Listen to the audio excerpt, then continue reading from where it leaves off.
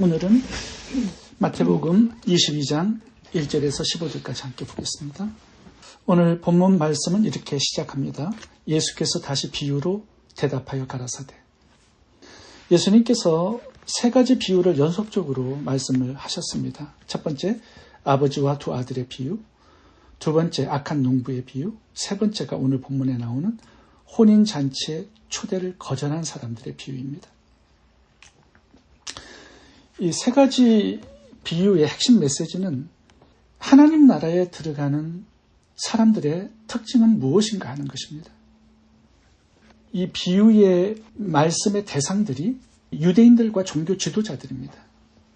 다시 말하면 그들이 왜 천국 백성이 될 수 없는지, 하나님 나라에 들어갈 수 없는지 그 이유를 알려주고 있는 거예요. 오늘 본문을 통해서 천국에 들어가지 못하는 자들의 특징을 두 가지로 살펴보겠습니다. 첫 번째는 하나님의 초대를 거절하기 때문입니다.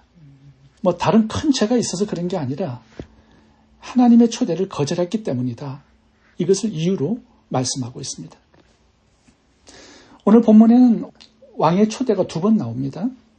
첫 번째 왕이 결혼식에 초대한 사람들, 유대인들을 상징하죠.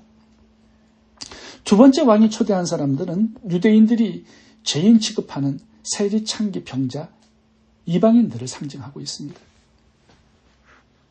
왕의 아들의 결혼식에 참여한다는 것은 가문의 영광입니다.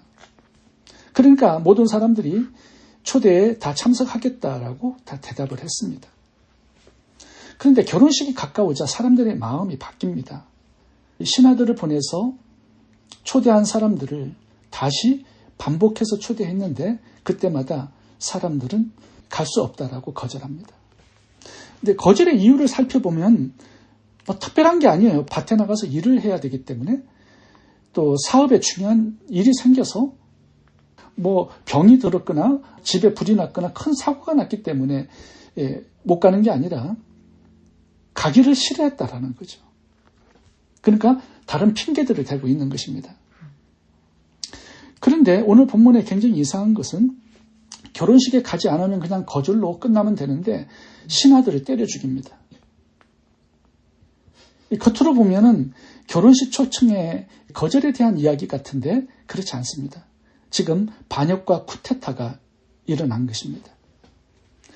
왕의 명령을 집단적으로 거절하고 왕의 신하들까지 죽여버린다는 것은 쿠데타가 일어난 거예요.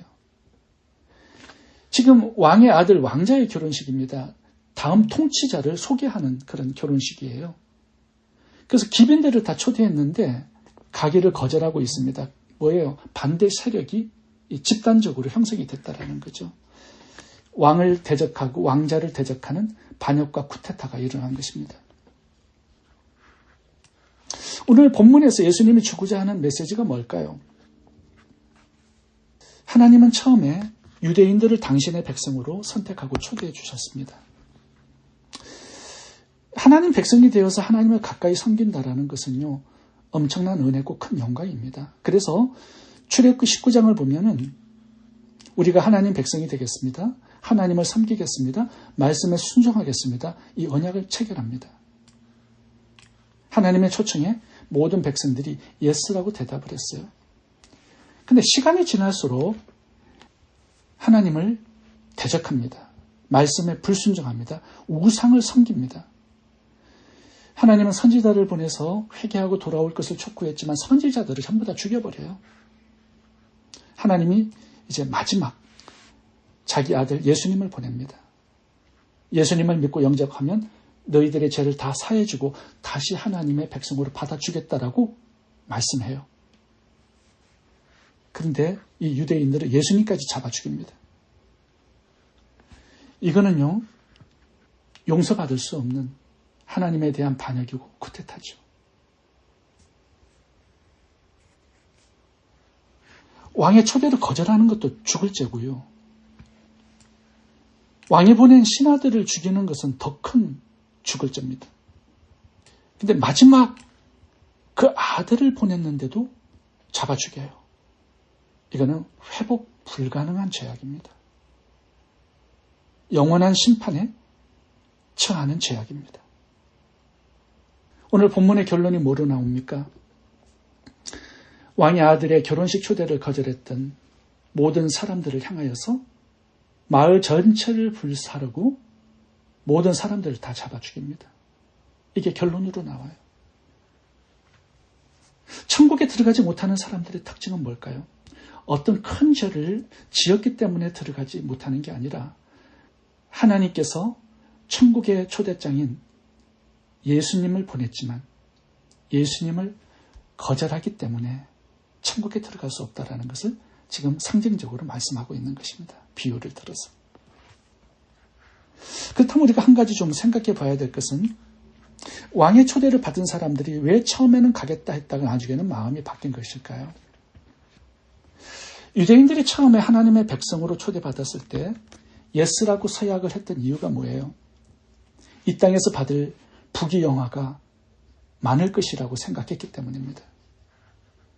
근데 하나님을 사랑하고 섬겨야 하고 말씀을 절대 복종해야 하고 안식일도 지키고 11조 생활도 해야 되고 이거요 말씀에 완전히 종로를 하는 삶이었습니다.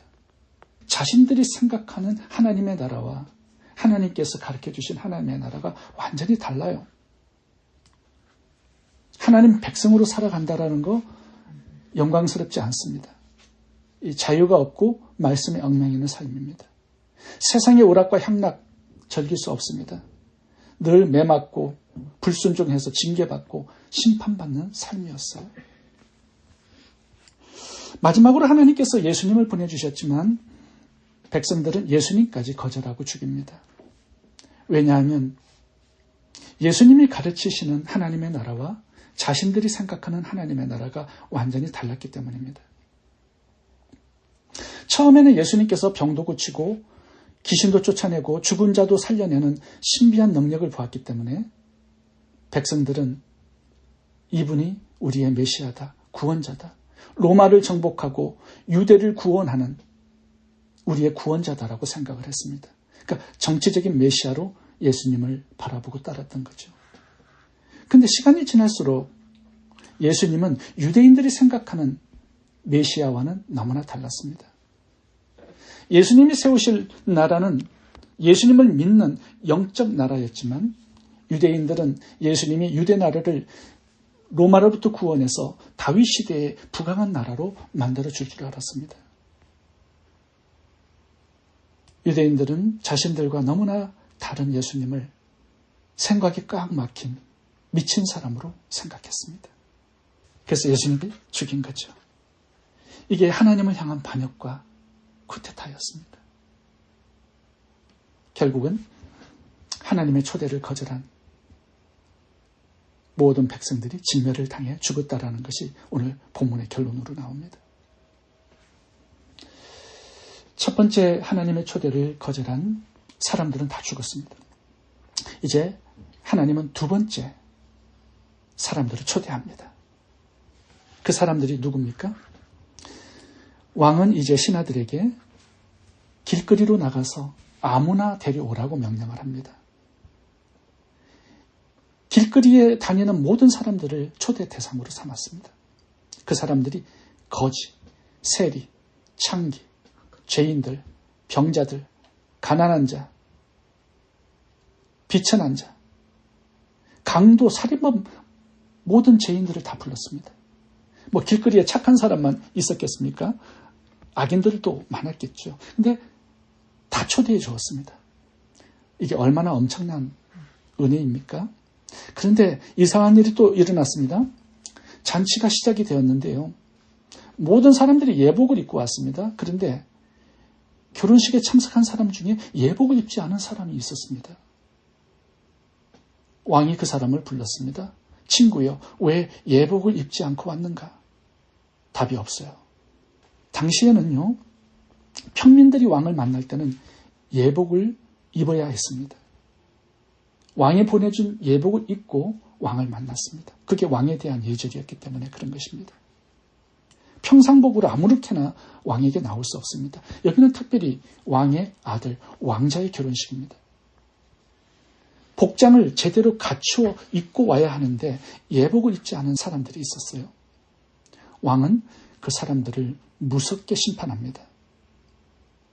손과 발을 묶어서 바깥 어두운 가운데 쫓아내버리고 슬피 울며 이를 갈게 하라. 와, 엄청난 심판을 가합니다. 예복 하나 입지 않았다고?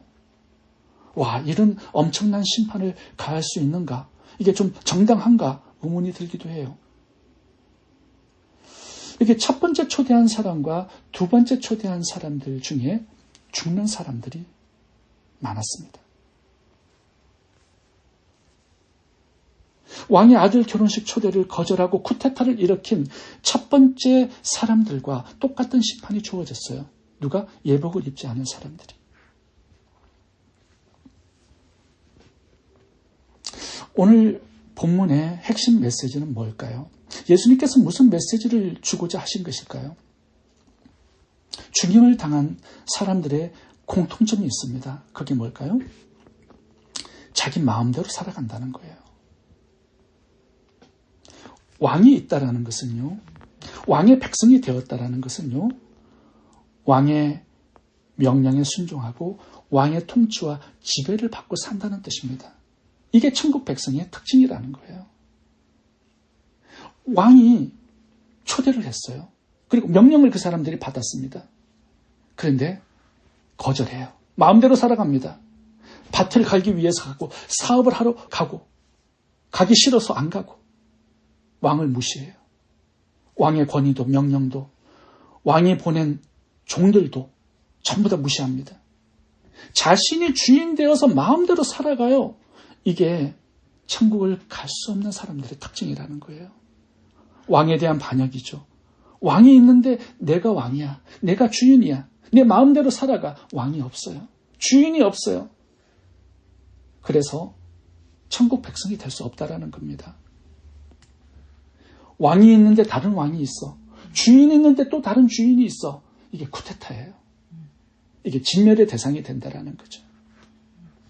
두 번째 초청받은 사람 중에 예복을 입지 않은 사람도 똑같습니다. 이 사람의 특징이 뭐예요? 자기 방식대로, 자기 원하는 대로, 마음대로 살아가는 겁니다. 예복을 입으라고 줬으면 입고 나와야 되는데 내 생각에는 입지 않아도 된다고 생각하고 마음대로 행동한 거예요. 자기 생각 따라, 감정 따라 이렇게 살아가면 죽는다는 겁니다. 왕의 명령을 무시한다라는 것은 왕을 무시한다라는 거죠. 자기 마음대로 살아가는 사람들, 자기 방식대로, 자기 뜻대로 살아가는 사람들, 이거는 천국 백성이 아니다라는 것입니다. 마태복음 7장 21절을 읽겠습니다. 나더러 주여 주여 하는 자마다 천국에 다 들어갈 것이 아니요 다만 하늘에 계신 내 아버지의 뜻대로 행하는 자라야 들어가리라. 이 바리새인들, 종교 지도자들, 유대인들 봐보세요. 율법은 너무나 많이 알았습니다. 안식일 예배도 철저하게 지켰습니다. 11조도 드렸습니다. 근데 6일 동안의 삶을 보세요. 자기 마음대로 살아갑니다. 종교 지도자들은 돈을 좋아했던 사람이라고 주님이 평가하죠. 성전에 매매 상인들을 들여놓고 환전상을 통해서 돈을 챙겼습니다. 성전을 강도의 구렬로 만들었다고 주님이 책망하죠. 성전은 자기 이익을 챙기는 수단이었습니다. 율법도 그렇고 하나님도 그래요. 하나님이 없기 때문에, 하나님이 주인이 아니기 때문에 자기 마음대로 살아가는 겁니다. 법이 없는 사람들, 이게 천국 백성이 아닌 사람들의 특징입니다. 하나님의 반대편에서 원수로 살아가는 사람들, 하나님을 대적하고 쿠데타를 일으키는 반역자들, 하나님의 말씀을 순종하지 않는 사람들의 특징이에요. 이 사람들은 바깥 어두운데 쫓겨나서 이를 갈며 후회함이 있을 것이다. 이렇게 말씀을 하고 있습니다. 자, 그렇다면 결론적으로 두 번째 초대된 사람들에게 입으라고 주었던 예복은 무엇을 의미할까요? 계시록 19장 8절을 읽어보겠습니다. 여기에 천국 백성들이 입어야 될 예복이 나와 있습니다. 그게 뭐냐? 하얀 세마포입니다. 계시록 19장 9절 읽겠습니다. 그에게 허락하사 빛나고 깨끗한 세마포를 입게 하셨은즉 이 세마포는 성도들의 옳은 행실이로다. 천국 백성들은 전부 다 세마포를 입었는데 이게 성도들의 옳은 행실, 말씀에 대한 순종이라고 가르쳐주고 있습니다. 이 땅에서 우리가 잊고 살아야 될 예복이 있어야 합니다. 그게 뭐예요? 하나님의 말씀에 대한 순종이라는 거죠. 이게 옳은 행실이고 천국 백성들이 입는 하얀 세마포라고 말씀을 하고 있습니다. 하나님의 말씀으로 옷을 입으라는 거죠. 하나님 말씀에 대한 순종, 이것이 우리가 입고 살아야 될, 많은 사람들에게 보여줘야 될 옷이라는 거예요. 옷은 바깥으로 보여주는 거죠. 나의 삶의 행실을 보여주라는 것입니다. 어떻게? 말씀을 순종하는 것으로. 로마서 13장 읽어보겠습니다. 12절부터. 밤이 깊고 낮이 가까웠으니 그러므로 우리가 어둠의 일을 벗고 빛의 갑옷을 입자. 낮에와 같이 단정히 행하고 방탕과 술 취하지 말며 음란과 호색하지 말며 쟁투와 시기하지 말고 오직 주 예수 그리스도를 옷 입고 정욕을 위하여 육신의 일을 도모하지 말라. 우리가 벗어버려야 될 옷도 있습니다. 육신의 정욕, 방탕한 삶, 음란과 호색. 우리가 입어야 될 옷이 있습니다. 그리스도로 옷을 입으라는 거예요. 예수님께서 어떻게 살아가셨죠? 하나님의 말씀에 절대 순종하고 복종하고 살아가셨죠. 이 하나님 말씀에 대한 순종의 옷을 우리가 입으라는 것입니다. 이것이 천국 백성이 입어야 될 하얀 세마포, 성도의 옳은 행실이라고 말씀하고 있습니다. 말씀과 하나 된 인생, 말씀을 보여주는 인생, 아버지의 뜻을 행하는 인생, 그것이 예수 그리스도의 삶이었죠. 우리도 동일한 삶을 하나님께서 요구하고 있는 것입니다. 천국 잔치에 초대받은 사람들은 누굽니까? 그리스도의 신부들입니다. 그리스도의 신부는 신랑 되신 그리스도와 동일한 옷을 입어야 합니다. 그것이 하나님 말씀에 대한 완전한 순종과 복종입니다. 내 마음대로 살지 않고 하나님 말씀에 순종하는 삶, 이것이 천국 백성의 특징이다. 기도하겠습니다. 좋으신 하나님, 내 방식, 내 뜻, 내 고집과 내 의지대로 마음대로 사는 삶을 내려놓고 하나님 말씀에 온전히 순종하고 복종하는 삶을 회복할 수 있도록 도와주옵소서. 말씀으로 옷을 입고 성도들의 옳은 행실인 순종의 삶으로 하나님을 왕으로 모신 천국 백성답게 사는 은혜가 저희 모두에게 있게 해 주옵소서. 예수님 이름으로 기도합니다. 아멘.